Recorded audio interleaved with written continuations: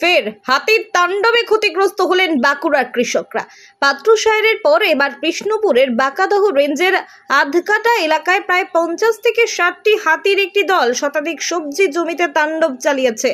উচ্ছে, পটল, ঝিঙে, বাদাম সহ বিভিন্ন জমির ফসল নষ্ট হয়েছে হাতির তাণ্ডবে। বিপুল পরিমাণ এই ক্ষতির মুখে দাঁড়িয়ে কার্যত দিশেহারা হয়ে পড়েছেন চাষিরা। এই পরিস্থিতিতে দাঁড়িয়ে কি করবেন তা ভেবে তারা কুলকিনারা পাচ্ছেন না।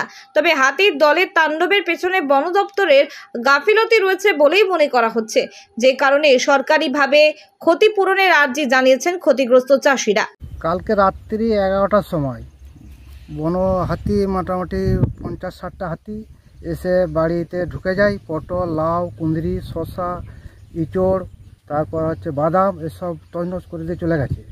আর জলের জন্য আমরা বাড়ি আসতে পারিনি। আর বন দপ্তর আগের থেকে আমাদের কোনো সতর্কও করেনি, বলেনি। আর এসে আমরা যখন খবর পেলাম, এসে দেখি তখন আমাদের পুরা সব তছনছ করে দিয়েছে। তারপর এসে দেখতে পেলাম বন দপ্তরের গাড়ি এলো, সব তারা বাবুরা গাড়ি সব ভিআইপি গাড়িতে সব রোডে রোডে ঘুরছে, কোনো চাষের জমিতে আসেনি। সব বাঁকাদহ হাতি, এখানে আমরা খবর পেলাম যে আমাদের বাড়িতে হাতিগুলোকে সব জঙ্গল থেকে নামিয়ে দিয়ে তারা মানে খেতে গেছে, দোকানে হোটেলে খেয়ে দিয়ে এসে তারা দেখলাম যে সব রোডে রোডে গাড়ি ঘুরছে। বন দপ্তরের লোকের আগে থেকে জানায়নি? না না, আমাদের কিছু খবরও দেয়নি। কি কি ক্ষতি হয়েছে আমাদের? ক্ষতি পটল, লাউ, বাদাম, শসা, কুঁদরি, তারপর হাইব্রিড ইঁচড়টা, সমস্ত যা কিছু সবজি ছিল সব নষ্ট করে দিয়ে চলে গেছে। কত বিঘা ক্ষয়ক্ষতি হয়েছে? 25-30 বিঘা। কতগুলি হাতি এসেছিল? 50-60টা হাতি। কি চাইছেন এখন? এখন আমরা চাই বন দপ্তর ক্ষতিপূরণ দিক, নাহলে আমরা কী করে দাঁড়াবো। সবই তো বুঝতে পারছে, ঋণ নেন করে চাষ করা। আর এখন তো না যদি সাহায্য করে, কিন্তু আমাদের সমস্যা আছে, আর পরিবর্তে চাষ করা আমাদের অসম্ভব। এই চাষের উপরে রিপোর্ট করে আমাদের চাষি ছাড়া আমাদের আর কোনো উপার্জন নাই। গত রাতে আমাদের এখানে 50-60টার মতন জঙ্গল থেকে হাতি আসছিল।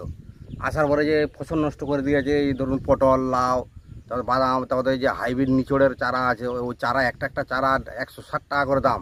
সেরকম চারা ফসল ধরে গিয়েছিলো। প্রত্যেকটা গাছের গোড়ায় যে নিচড়গুলো নষ্ট করেছে, গাছ ভেঙে দিয়েছে, এত ফসল নষ্ট করেছে।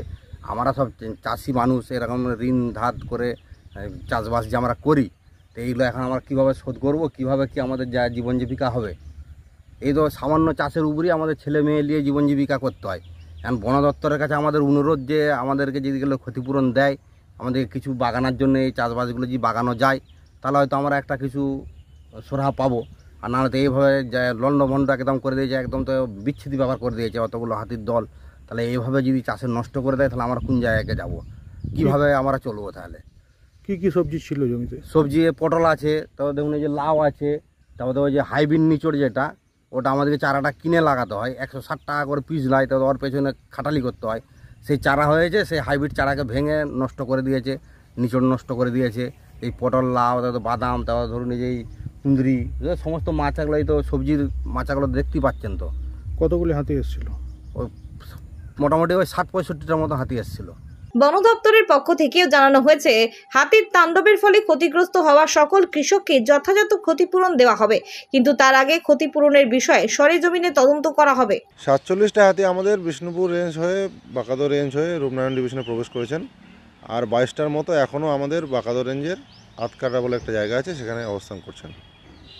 আধকাটা এলাকার মানুষের যেটা অভিযোগ যে তাদের সবজি জমিতে ব্যাপক ক্ষয়ক্ষতি করেছে হাতি।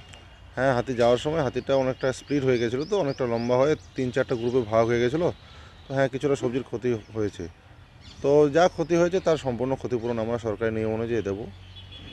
ওখানে যেটা অভিযোগ যে আগের থেকে তাদের সতর্ক করা হয়নি, তাদেরকে জানানো হয়নি, হঠাৎ করেই হাতি।